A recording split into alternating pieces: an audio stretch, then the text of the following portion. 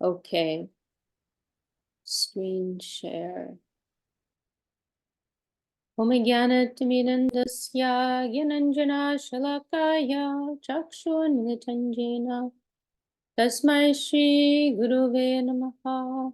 So we are continuing with our reading discussion of Srimad Bhagavad Gita, Hidden Treasure of the Sweet Absolute. And yesterday with Marie, we did read through to the end of the chapter. And we didn't get to discuss the last few verses, I think. And we went through some of the wonderful comments of Srila Vishwanath Chakravarti Thakur, which is very exciting. And we were discussing these questions of Arjuna, right, about regarding what is the nature of the stita pragya, right? I think that was the phrase. The nature of this person whose intelligence is firmly established in the absolute. So I think we got to around verse 65. And one attains a peaceful heart, all his sorrows are dispelled, tranquil person's wisdom quickly becomes steadfast. The person bereft of self-control can have neither wisdom nor meditation. Without meditation, there is no peace. Without peace, where is the hope for happiness? All these things resonate for those of us struggling in this world. I like this one. As a boat on the ocean is thrown off course by an unfavorable wind, similarly, the wisdom of a person lacking self-control is carried away by even one of the roaming senses that the mind might follow. Okay, I remember discussing this one last week. I think this is the one which we didn't get to discuss, which we want to discuss. Yeah, so this is quite an important verse. It was emphasized by our gurus. Ya nisha sarva bhutanam tasyam jagarti samyami. Yasyam jagrati bhutani sanisha pashyato. That which is day for the self-controlled sage is night for all beings, and that which is day for all beings is night for the sage who sees.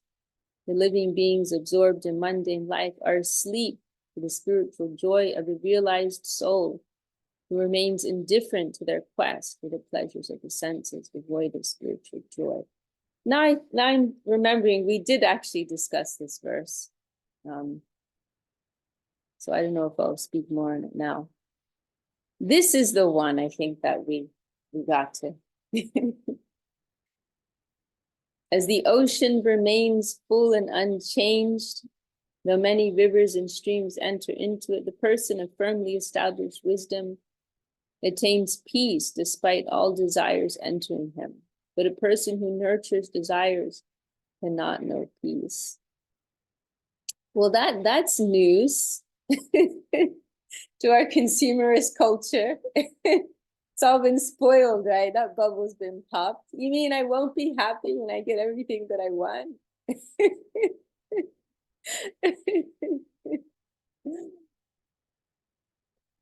No, you'll only be happy when you give up desire for the things of this world. It's a very funny thing, isn't it? This like hunger within us, like for whatever it may be, you know, to taste some particular food or to have some particular possession or to buy this or buy that, right? To own this, own that. And no matter how much you have of it, you're not satisfied. And yet somehow you always think that getting that will satisfy you, or getting more of that will satisfy you. It's a very funny thing. Somehow you don't learn.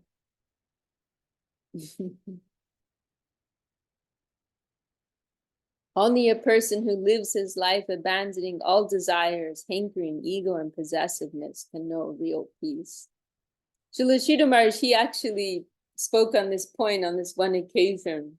It was an occasion, and it was where was it? Was it in South India? Perhaps not, but it was some situation where he had to convince.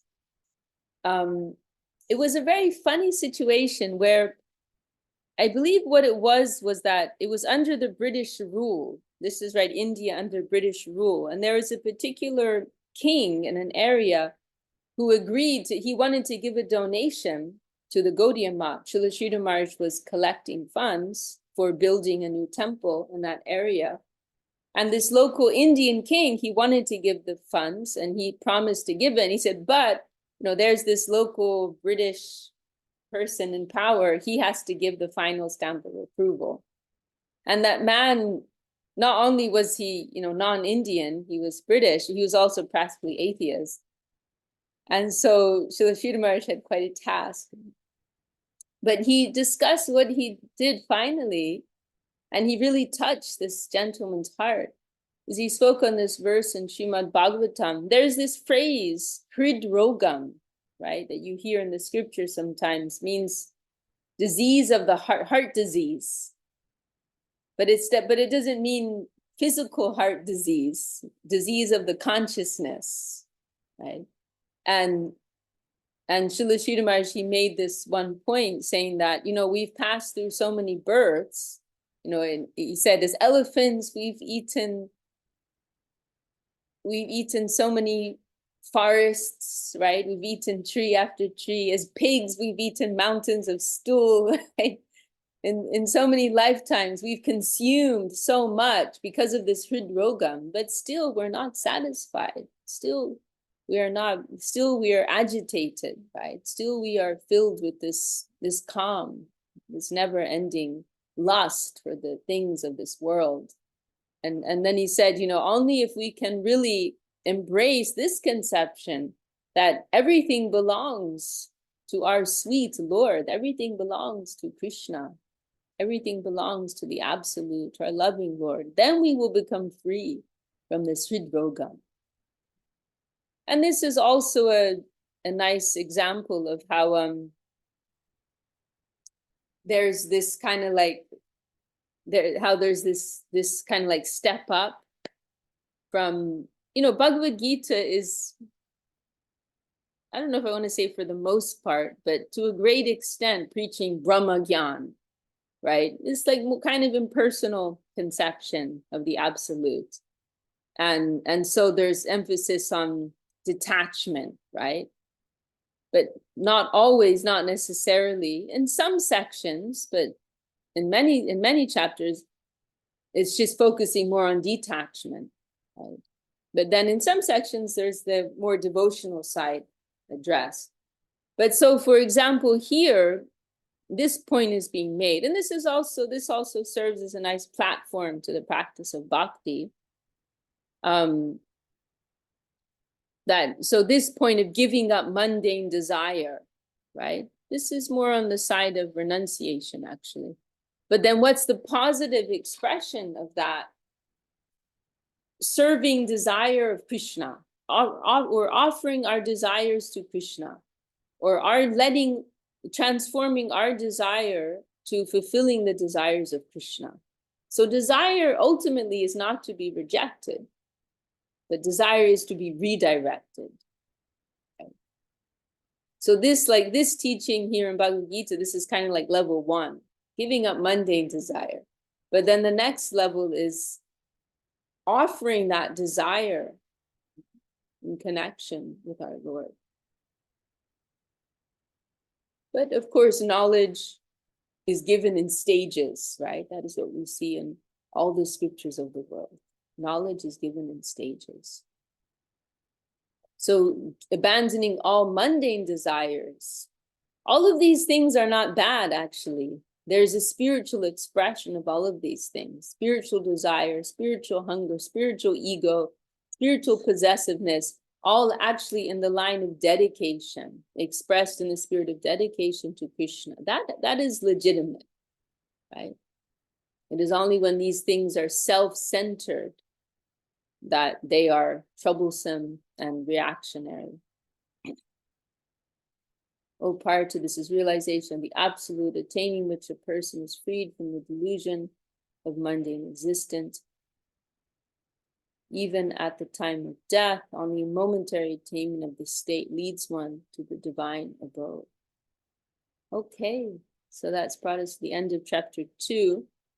And this is quite a significant chapter. I think we probably discussed earlier.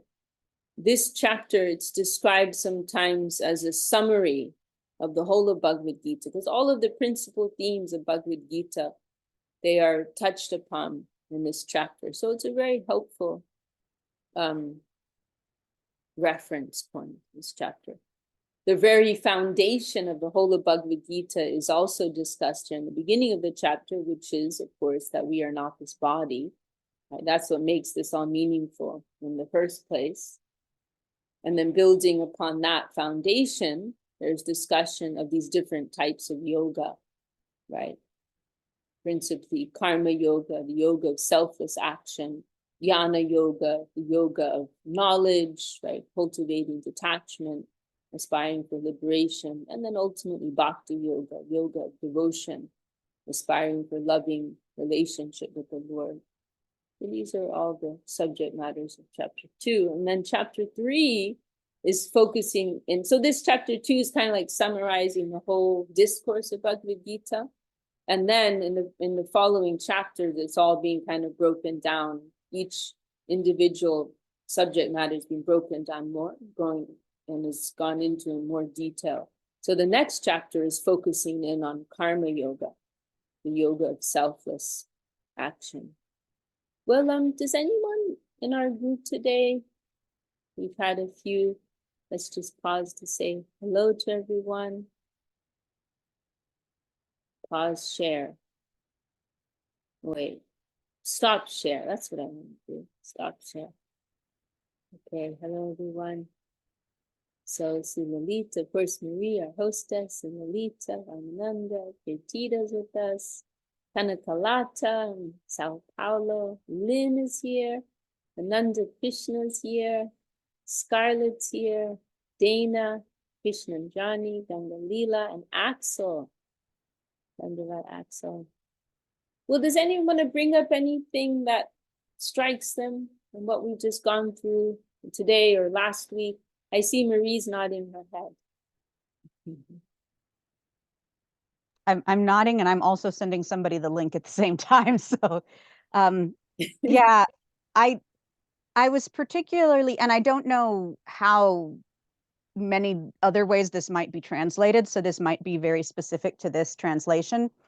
But I was noticing in verse 70 that it's not avoidance of desire that comes with wisdom, that the desires still enter like the rivers. But what happens to a river when it comes into the ocean is that it becomes part of that greater tidal movement.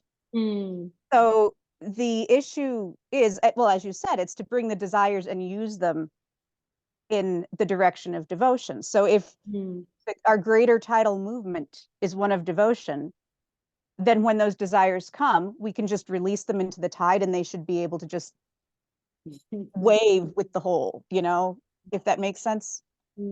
That's beautiful. Very, very beautiful. Thanks for sharing. I like that. The greater tidal movement. What's our greater tidal movement? It's a good question to ask ourselves. Nice. Anyone else have anything to share? A question? Dandavas Vishaka Didi, I would like to say something. Yeah. Yes, Prabhu. Yeah. I was listening actually Param Guru Mai lecture. So he said, because Krishna is sweet absolute, because we always forget it. So there is different level. We are on higher level somehow by causeless grace. So Guru Mai remind again and again, his beauty, charm, love, and ecstasy. Because Krishna is a person, so we are trying to connect with him through Guru and through Gurudev, through Parampara. He's our guardian, he's our friend. That's what Guru Mai reminds us. But then it becomes easy, like Mari Didi said, we trying to get into that wave. Because Krishna is Akhil Rasa Amrita Murti. He's like an ocean of rasa, all the rasa. So we trying to kind of acquaint ourselves, and we trying to enter into that Leela. Actually, we sing songs, Radha Krishna Nitya Leela, Korilo Prakash, but we forget because so much forgetfulness, so much. Yeah, it's. I love those songs, Bhakti Vinod Thakur songs. So many nice songs. Gurudev said, if we lose everything, if we only have Bhakti Vinod Thakur songs, then we have everything. That's right. Yeah. Thank you. No, it's amazing, but like they say, drop of infinity is infinite. So it's so much there in Bhagavad Gita. Yeah. Thank you so much. Thank you for sharing, Prabhu. Very nice. Yeah. I was actually talking to this morning with some recruiter in South India, and then I talked to her. She was telling, "Oh, she's reading Bhagavad Gita. She goes there. She was earlier non-vegetarian. Now she's a vegetarian. She was very nice. I talked to her half an hour on this. Yeah. Yeah. Dandavas. Thank you so much. Okay, well, should we continue on to chapter 3? Does anyone else want to bring up any other point? Okay, I'll go back to the screen share. Okay, so let's see, we're on to chapter 3, Karma Yoga. And we can hear our Guru Dev chanting these verses. तृतीयोऽध्याय कर्मयोग अर्जुनुवाच ध्यायसि चेत् कर्मणस्ते मता बुद्धिर्जनार्दन तत्किं कर्मणि निघोरे मं नियोजयसि केशव व्यामिश्रेण वाक्येन बुद्धिं मोहयसीव मे तदेकं वद निश्चित्त येन श्रेयोऽहमाप्नुयाम्। श्रीभगवानुवाच लोकेऽस्मिन् द्विविधा निष्ठा पुरा प्रोक्ता मया नघ ज्ञानयोगेन साङ्ख्यानं कर्मयोगेन योगिनं न कर्मणामनारम्भात् नैष्कर्म्यं पुरुषोऽश्नुते न च सन्न्यासनादेव सिद्धिं समधिगच्छति न हि कश्चित् कर्मपि जातु तिष्ठत्य कर्मकृत् कार्यते छवसः कर्म सर्वप्रकृतिजैर्गुणैः कर्मेन्द्रियाणि संयम्य यास्ते मनसा स्मरन् इंद्रियार्थान् विमूढात्मा मिथ्याचारः उच्यते यस्तेन्द्रियाणि मनसा नियम्यारभतेऽर्जुन कर्मेन्द्रियैः कर्मयोगमशक्तः स विशिष्यते नियतं कुरु कर्म त्वं कर्म ज्यायोच्छ कर्मणः शरीरयात्रापि च ते न प्रसिद्धेद कर्मणः यज्ञार्थात् कर्मणोऽन्यत्र लोकोऽयं कर्मबन्धन तदर्थं कर्म कौन्तेय मुक्तसङ्गः समाचर सह यज्ञः प्रजा सृष्ट्वा पुरोवाच प्रजापति अनेन प्रसविष्यद्धम् एष भूस्तिष्ठ कामधु। All right. Well, I did have some feedback. I skipped over chanting the verses the last couple of weeks, but maybe it's good. We do. Well, should we all chant together then? Feel free to turn your mics on. Arjuna Vacha Jayasi Chit Karmanaste Mata Buddhir Janardana Tatkim Karmani Godemam Niyojayasi Keshava Yami Sheneva Vakyena Buddhamohaya Sivame Tadekam Vada Nishchitya Yena Sheyoham Apnuyam Shri Bhagavanu Vacha Lokesmin Vividha Nishta Pura Prokta Mayanaga Jnana Yogena Sankhyanam Karma Yogena Yoginam Na karmanam anadambam naiskamyam purushoshute. Na cha sanyasana deva siddhim samadhi gacchati. Na hi kaschit chanamapi jatu tishyatya karmakrit.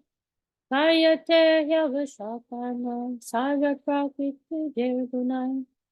Karmendriyani samyamya yaste manasasmadam indriyatani mudatma mityachara sauchyate. Yastindriyani manasa niyamya rabhate arjuna. Karmendriyai karma yogam asakta savishishyate. Niyatam guru karmatvam karma jayo yakarmanaha. Sharidaya cha pichate na prasidyada karmanaha. Yagnartat karmano nyacha lokoyam karma bandhanaha. Tadartam karma kunteya mukta sangha samachara. Sahayagya prajashishtva guruvacha prajapati. Anena prasavishtyadyam eshavos vishva kamadu. Okay. Then, well, Marie, would you mind reading the translations again? Sure. Arjuna said, O Janardhan, O Keshava, if you consider wisdom superior to action, why then do you urge me to engage in the violence of warfare? I am confused by your words. They appear to be ambiguous, sometimes supporting action and sometimes supporting wisdom. So please tell me, which is the most beneficial path for me to take? The Supreme Lord replied, O sinless one, I have described the two paths to be found in this world. The yoga of wisdom practiced by the realized and the yoga of selfless action practiced by those active in the world. Both paths touch the beginnings of devotional practice, since the ladder to the plane of devotion is one, while the practice is twofold according to the stage attained. One cannot attain freedom from action by refraining from action, nor can one attain fulfillment by renunciation alone. No one can refrain from activity for even a moment. Everyone is impelled to act by the modes of material nature. Thus, the person of impure consciousness should not disregard scripturally prescribed purificatory works. One who externally restrains his hands, legs, and other senses of action, but whose mind dwells on sense objects, is a fool. Know him to be a hypocrite. O Arjuna, superior is one who, though married, has stabilized his senses by the mind and engaged in the yoga of selfless action. Perform your prescribed duties, since to be active is better than idleness. Inactive persons cannot even maintain their existence. By giving up fruitive action and performing your obligatory duties, your heart will be purified. Surpassing the plane of renunciation, you will attain pure devotion, transcendental to the mundane plane. Selfless duty performed as an offering to the Supreme Lord is called jnana, or sacrifice. Or no, yajna. Yajna, or sacrifice. It's a little confusing, but it's pronounced yagya. Yagya. You can pretend it's a GY. Sometimes it's spelled like that. Okay. Yagya, like Yeah, that. I saw it in the middle of the word, and for some reason I put that at the beginning of the word, and I'm like, no, that's a different word. Yeah, it's just a funny transliteration thing. Yagna. Yagya. Okay. Yagya. Pretend it's YAGYA. Okay. O Arjuna, all action performed for any other purpose is the cause of bondage in this world, of repeated birth and death. Therefore, remaining unattached to the fruits of action, perform all your duties in the spirit of such sacrifice. Such selfless action is the way to begin devotional practice, gradually realize the presence of the Lord, and ultimately attain pure devotion transcendental to the modes of material nature, nirguna bhakti. In the beginning, Lord Brahma manifested the progeny of the world along with sacrifices. He instructed them thus: take shelter of this religious principle of sacrifice, prosper and flourish. May such sacrifice be the bestower of the things you desire. All right, thank you. Okay, well, anyone want to share any thoughts from what we've just read? I love, like, every time you go through Gita, there's a new layer, right, that comes out, and just like seeing it as like a conversation, like on one level, okay, it's the Supreme Lord Krishna, the Supreme Personality of Godhead, instructing Arjuna, the Pandavas. But another level, it's like a friendly conversation, right, between a friend, a junior friend, and a senior friend, right? That's mostly how it's coming across, right? That's how they're engaging with one another. And Arjuna is asking, very helpful questions. And so, in that previous chapter, as I said, right, there's a lot going on, and Krishna's discussing different types of yoga. And so naturally, it's a little confusing. And so Arjuna is saying, he's asking a very good question. Like, you're speaking about this cultivation of wisdom, right, which is emphasizing a detachment from this world. But then you're also telling me to engage in this battle. Like, how are these two teachings compatible? You seem to be in conflict. You're contradicting yourself, Krishna. So it's a very good question. And then Krishna comes to this very significant point, right? That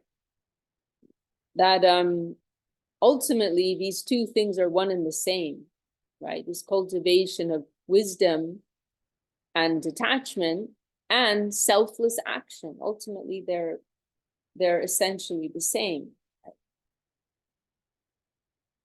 Because essentially the significance of our actions are determined by the consciousness behind them. So we're not being encouraged to give up action, to give up our worldly engagements, but we're being encouraged to change the consciousness that's behind those actions. Right? That's what's actually meaningful.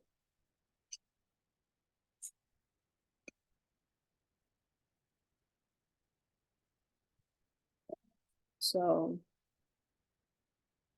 and then right, then this point is also interesting. And so remember, this word karma, it's a bit of a tricky word because it can be used in different ways. Like on one level, it just means action, right? And then sometimes it's referring more to reactionary action, right? So just like physically not doing anything doesn't necessarily mean that you're removing yourself from the world of bondage, the world of karma, in the sense of bondage and entanglement, right? That's the type of art that maybe it's an artificial renunciation. And then Krishna also makes this point that it's actually practically impossible to completely give up action from this world.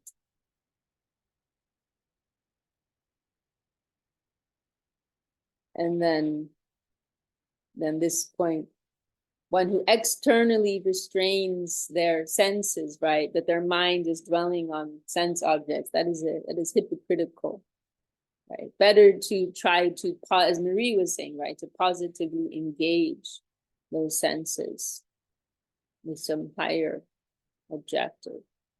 Try to, transform your desire, transform your inner intention while carrying out the same action.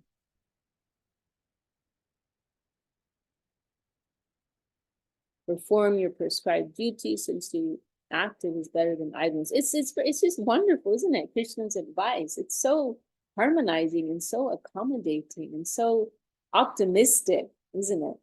Like, no, you don't have to beat yourself up. No, you don't have to drastically change your life.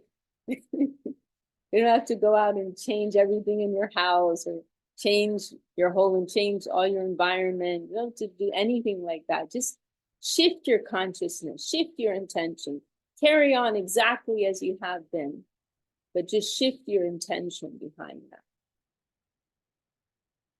And this will cause purification of the heart. Now, this verse, this is one of the key verses of Karma Yoga, right? We could say for each of the yogas, there are some key verses that are connected with them, where they're like kind of laying out the core principles of that type of yoga. And this is one of the key principles of Karma Yoga. Yagnartat karmano nyacha lokoyam karma bandhana tad artam karma kunteya mukta samya samachara. Selfless, this is a good one to go over. Selfless duty performed as an offering to the Supreme Lord is called yagya, or sacrifice. So this is kind of an elaborated translation, or extended translation. This isn't in the verse. So anything, so yagya, the word yagya means sacrifice, right? I don't know what the literal meaning is, but sacrifice. And it generally, when we hear the word yagya, we think of fire sacrifice, and that's usually how it's used. But that's not the only meaning of it. You know, yagya also means sacrifice in general as a principle. And there's actually one statement in the scriptures, I'm not sure where it is, but our Gurudev, we heard our Gurudev, Srila Govinda Maharaj, quote it, saying, Yagyo vai Vishnu. Yagya means Vishnu. So meaning that real yagya is an offering to the Lord, right? It's not just some ritualistic ceremony with fire that you're going through, or whatever it is, right? But real sacrifice means an offering for the satisfaction of the Lord. That is real yagya, that is real sacrifice. And so that's what this line here is referring to. So then what this verse is saying is that anything in this world which is not performed as a yagya, or as an offering to the higher, to the supreme entity, as a sacrifice in general, karma bandhana means it will be the cause of bondage with karma in this world. So in other words, anything that you do in this world that is not for the original cause is binding, is reactionary. It's quite a heavy statement. It's quite a heavy statement. Everything that you do, every word that you speak, every action that you carry out, it's all creating karma. It's entangling you further in this web of action and reaction, other than what's being done as a yagya, as an offering and sacrifice to the Lord. So that sacrifice is also, that's like a fire, you could also say, that's burning up normally there are these filthy reactions to all of our selfish actions in this world. But if it's being performed as a sacrifice, that burns up all those reactions. And the only reaction will be positive. Will be uplifting for all who are concerned, for all concerned. So remaining unattached to the fruits of action, perform all your duties in the spirit of such sacrifice. So this is a nice meditation, this verse. Of course, we can't expect to pull the plug, immediately, it's and that's not what we're being asked of, right? But we're just kind of being awake to our situation in this world. Yes, I'm plugged in, but I know what's going on. I'm taking baby steps, right, towards something more. I'm exposing myself to this purifying ray that will remove. There's this section in one of our books, this Loving Search for the Lost Servant, from the talks of Srila Sridhar Maharaj. And Srila Sridhar Maharaj, he says they're just like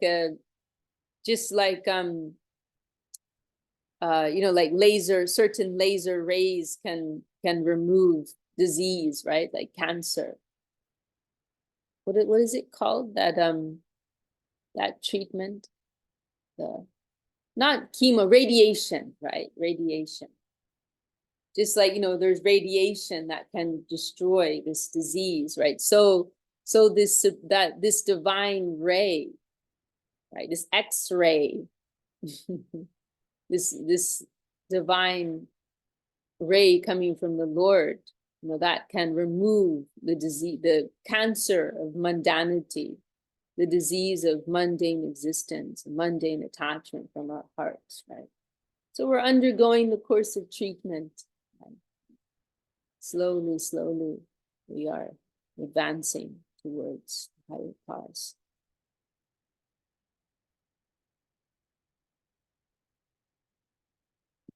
And now this verse here is kind of, Bhagavad Gītā is doing a bit of a dance. It doesn't move exactly in a straight line, and it doesn't have one focused subject matter. It's doing a bit of a dance, bit of a tap dance, sometimes touching on more exclusive devotional principles, sometimes touching on more general, very general concepts, right? So it's kind of moving, and in that way, Bhagavad Gītā is giving food for everyone. That's why everybody loves Bhagavad Gītā. Scientists, mathematicians, our Gurudev mentioned like terrorists, like everyone loves Bhagavad Gītā. Writers, poets, scientists. There's something about Bhagavad Gītā for everyone, right? So it's moving around, roving around all these different subject matters. So now here, this is speaking kind of like on the Varnashrama level, right? This social system of Vedic India, which is based around the Varnashrama. The Varnashrama system is based on the principle of karma yoga, right? And it's kind of like a light step towards the Lord. For people who aren't ready to dive in too deep, for those who aren't ready for the suicide squad, Varnashrama is kind of like dipping your toe in, like just getting away from a life of base selfishness and recognizing there's a higher cause and the universe does not revolve around me, right? This is Varnashrama. Recognizing there are higher systems at work, honoring that there's a source behind everything that we're benefiting from, right? All these devas, right? They're running so many different systems, right? Weather systems and different forces of nature, food, the functioning of the body, intelligence. There are different devas, different gods who are empowered by the Lord, of course, and are, running all these things, making our existence maintenance possible, right? And so this Varnashrama system it's a beautiful system, actually. It's about living in harmony with our environment and honoring all the sources of energy which we're benefiting from, right? And so this principle of sacrifice is important in the Varnashrama system. And there's this there's this honoring and worship, offering to the gods, to our ancestors, to the earth, to other living entities who are all giving us energy, right, in different ways. So this is an important principle in the Varnashrama system. Okay, well, should we continue? Or does anyone want to bring up anything?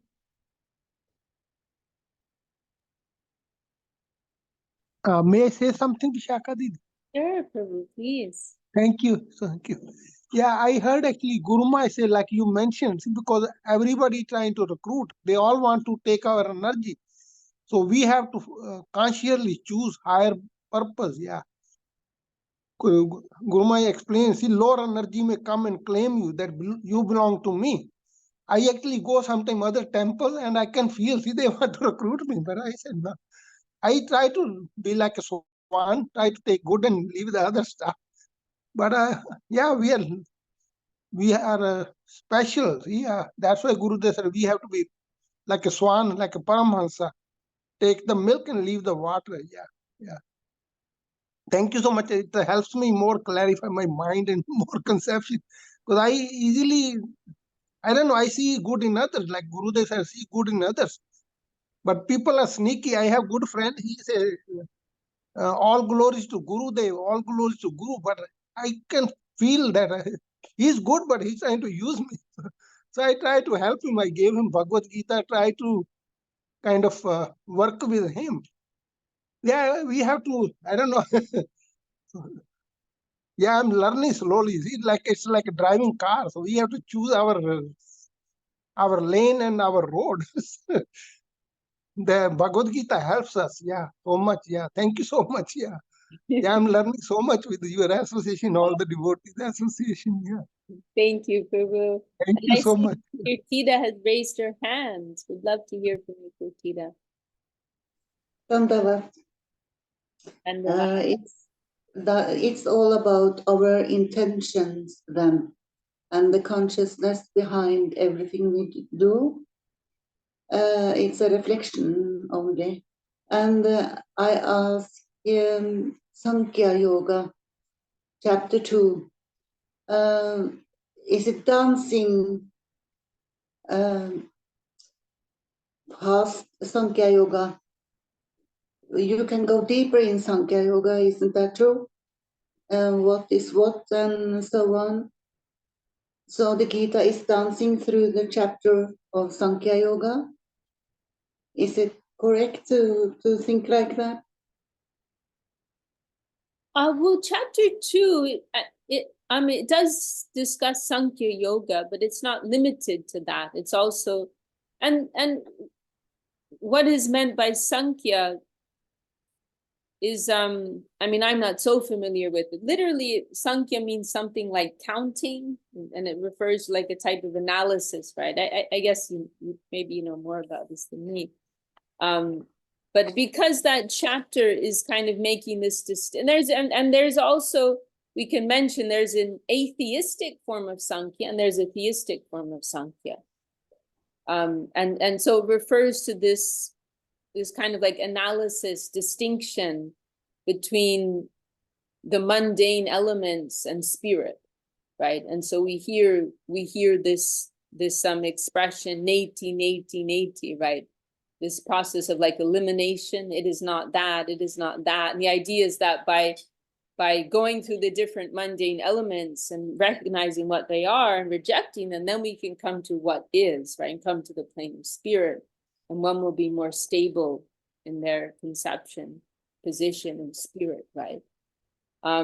So I would say that chapter 2 is named, but remember, actually, I don't know what the original manuscript looks like, but every edition of Bhagavad Gita gives different names to the chapter. So that name was chosen by our Gurudev, actually, of Sankhya Yoga. Swami Maharaj, he calls that chapter Contents of the Gita Summarized, because that's pretty much what it's doing, right? And Bhaktivinoda Thakur had I don't know what Bhaktivinoda Thakur called that chapter, but he referred to it as the Sutra of Bhagavad Gita, that it, like in a concise way, it's giving the gist of Bhagavad Gita. So yeah, so in that chapter 2, this Sankhya is included, this discussion of, right, matter, spirit, the distinction, but other topics are also discussed in that chapter 2 too. And we could also say that this Sankhya could be included under the heading of Jnana Yoga, could be classified like that. It's one form of Jnana Yoga, right? Cultivation of knowledge. We could say that. But yeah, that chapter 2 is quite broad, and it's discussing, also Bhakti Yoga, So it's touching on all these different yogas. I'm not sure if that answers your question. Is that? Yes, it did. Actually, yes. Thank you, Vishakadasi. Thank you for sharing. Anything else from anyone? Should we go on? We have about 10 minutes left. Okay, then let's hear our Guru Dev chanting these next 10 verses.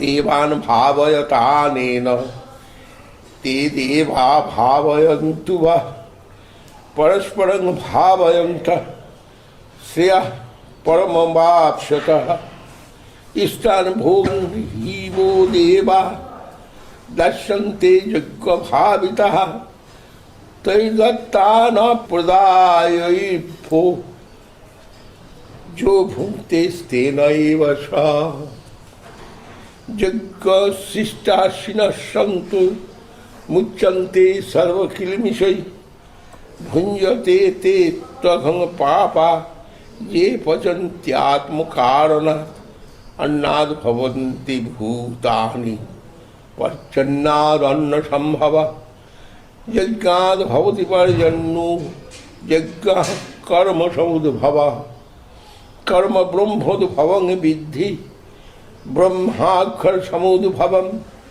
तस्मात् सर्वगतं ब्रह्म नित्यं यज्ञे प्रतिष्ठितम् एवं प्रवर्तितं चक्रं नानुवर्तयतीह च अघायुरिन्द्रियाराम मोहं Partha सजीवति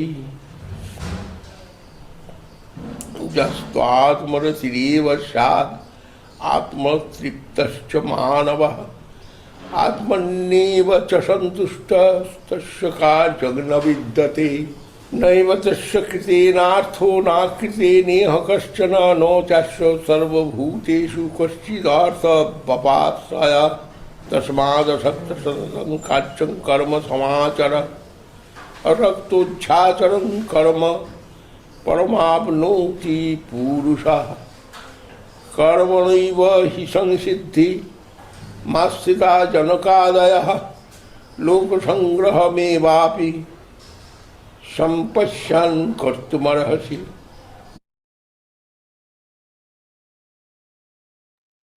All right. Let's go through these verses then.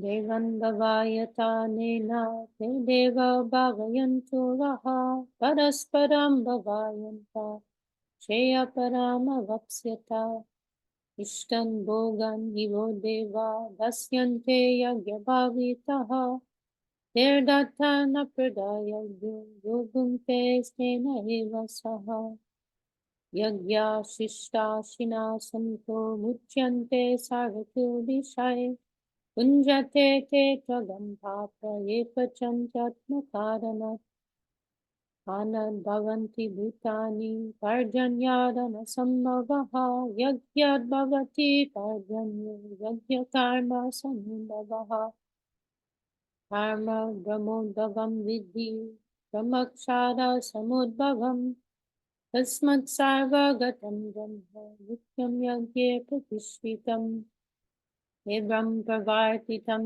chakram nanuvartayati haya Agayornjiyaram Ogam Parta Sajivati Yaskatma Datireva Syadatma Chittascha Manavaha Atmanyeva Cha Santushtas Tasya Kayam Na Vidyate Naivatasya Krite Narto Nakrite Neha Kaschana Naktasya Sarvabhuteshu Aschirartya Vapashayah Tasmada Sakta Satatam Karyam Karma Samachana Asakto Vyacharam Karma Paramapnoti Purushaha Karma Naiva Hisham Sorry.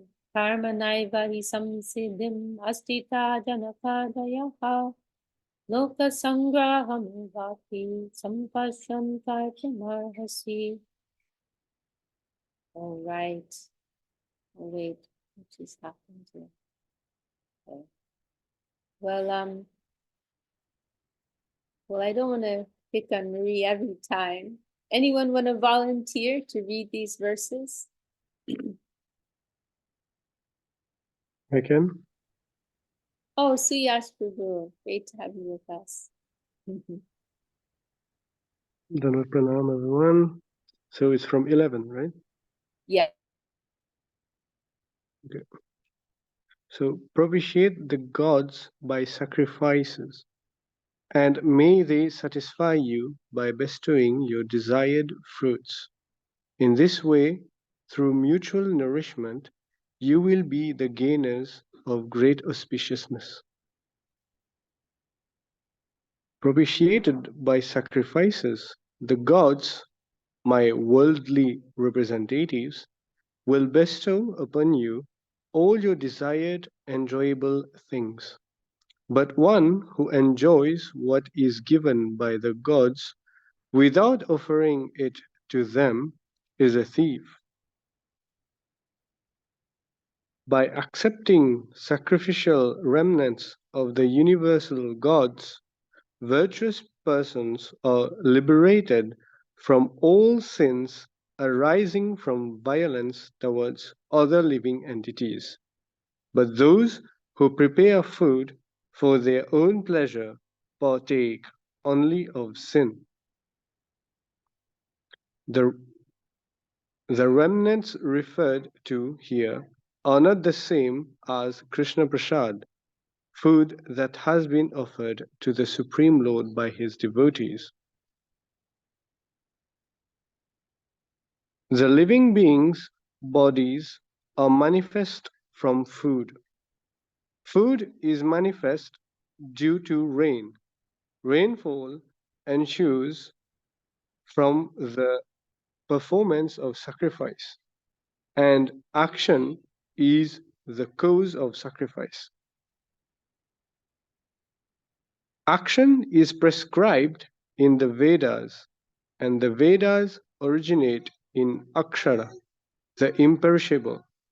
Therefore, the all-pervading, imperishable Lord is ever present within the acts of sacrifice offered to him. O Arjuna, one who does not respect this natural causal cycle leads a life of sin, enjoying the senses in vain.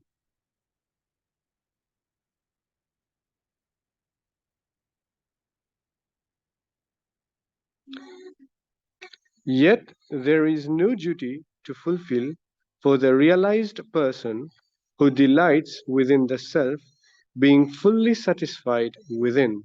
His only worldly action or karma is as required for his subsistence.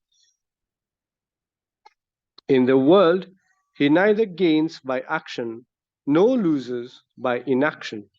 He does not depend on any other being, from Lord Brahma down to the simplest life form, for any purpose. So perform your prescribed duties without attachment.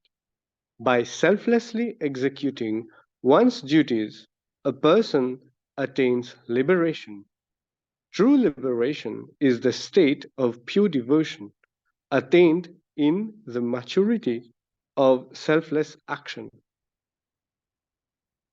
King Janak and other learned personalities succeeded in attaining devotion through the execution of their prescribed duties. So it is fitting that you fulfill your duty in consideration of the welfare of the people. Wow, you're such a great reader, Suyash Prabhu. You sound very professional. I've been in maybe it's because I've been in drama. Uh-huh. Yeah, you sound like an audiobook, actually. Very good. Well, I don't know if I have anything. I mean, what's being described here is more or less what I was discussing, this whole cycle and system of varnashrama, right? Living in harmony with nature, the environment, honoring all the different cycles that we are benefiting from, right? Honoring the devas, right, who are running these systems. I see, is there a hand raised? Yes, Vishaka Didi. I just Yes. wanted to ask some question regarding 13. Could you explain a little bit more? Okay, yeah. So this verse is kind of an example of how Bhagavad Gita can be read on different levels, right? Because on the there's like the direct meaning, the immediate localized. Okay, this is the way of putting it, like the immediate localized meaning within this immediate context. But then there's the broader meaning in connection with broader absolute principles. So as it's being pointed out here, this isn't what's being described here. The idea is that if we're just enjoying without honoring the source of what we're enjoying, then we're taking sin, actually, because we're disconnected from the greater flow, right? We're not honoring the source of this energy, right? Then that is sinful and reactionary. And what's being yagya shishta shinaha, right? The remnants of sacrifices, right? Sacrifices made to the gods, offerings to the gods. Like, this is what is encouraged, and this will liberate us from sin. But what's directly being referred to here is what's part of this kind of general system of Vedic India, right? That we're living in immediate awareness and honor to all of these gods, right? Who are the designated, powers that be, that are maintaining these different systems, right? So, there will be like,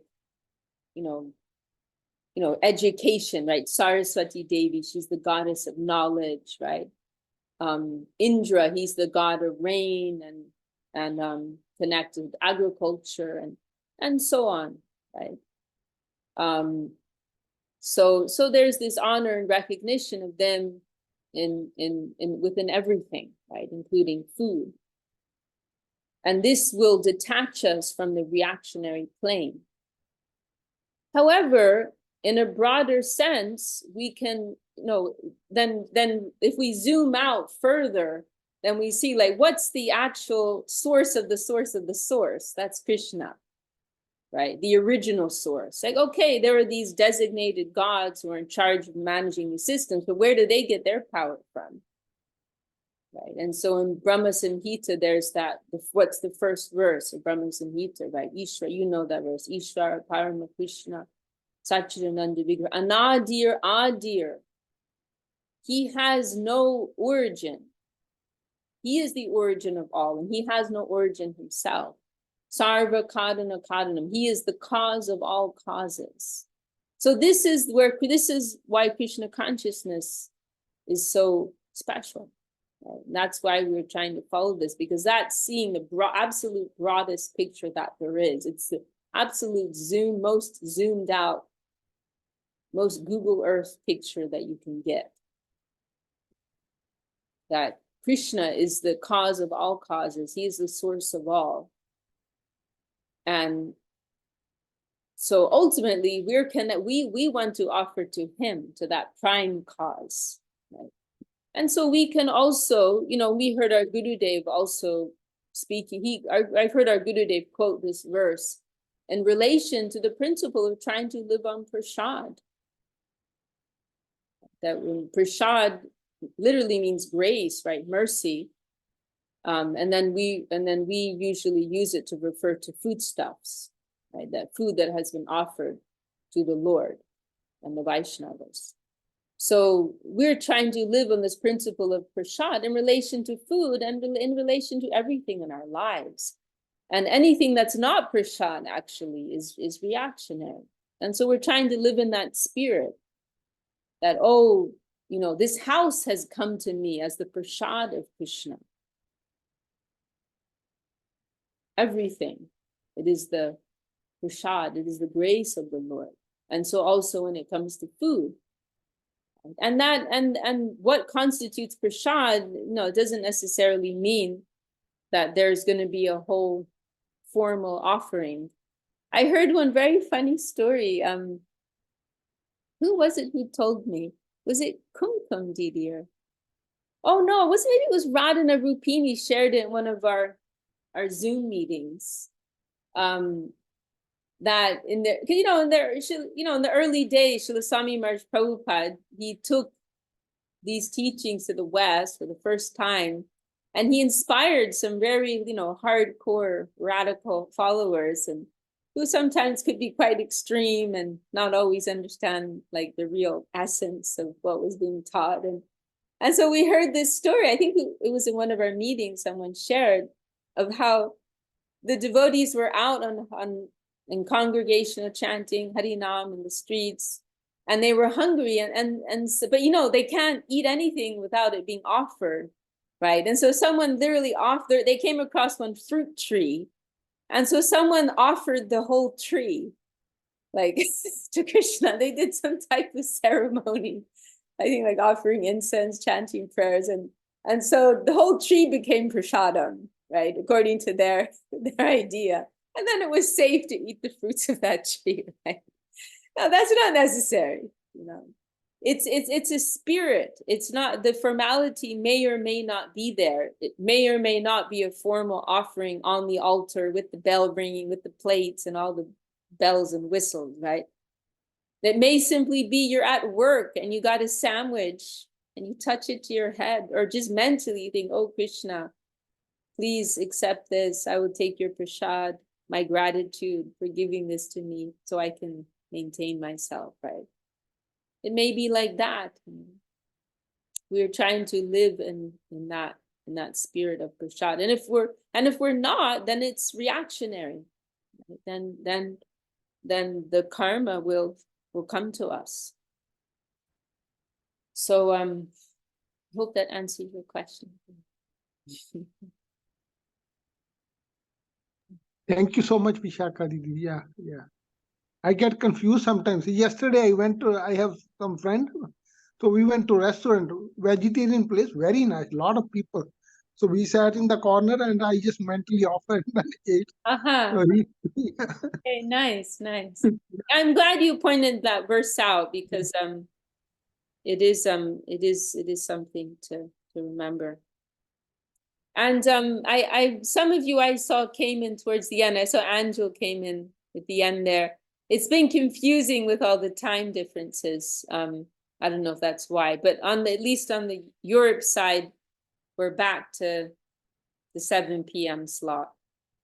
And it's the same in America as it always has been. Okay. That reminded me, like a good Param Guru might say, planets of faith.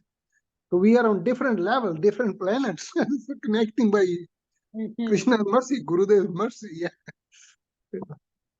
Yeah. Jai. Yeah, thank you. Well, thank you all for your wonderful association. Anyone want to mention any last words before we close for today? Thank you, Marie, for hosting. There's Suyash Prabhu with his new baby. Hari Bol. What time is it there? You're keeping your baby up late. Yeah, it's 10. I mean, he doesn't want to sleep. He doesn't want to sleep. Yeah, I guess he's not bound by your rules. I was going to say, I rather suspect it's the other way around. Right. That's a good point. The baby's keeping him up. Of course, yeah. Yeah, I've never had a kid, so I guess forgive me if I'm insensitive about these things sometimes. But yeah, that's probably it. All right. Jai Shri Bhakti Sundar Govinda Dev Goswami Maharaj ki Jai, Shri Bhakti Raksha Sridhar Dev Goswami Maharaj ki Jai, Srimad Bhagavad Gita ki Jai, all the assembled devotees, sincere seekers ki Jai, Shri Harinam Sankirtan ki Jai, Nitai Gaur Premanand. Hari Bol. See you all Thank you next very much for time. Have a beautiful week.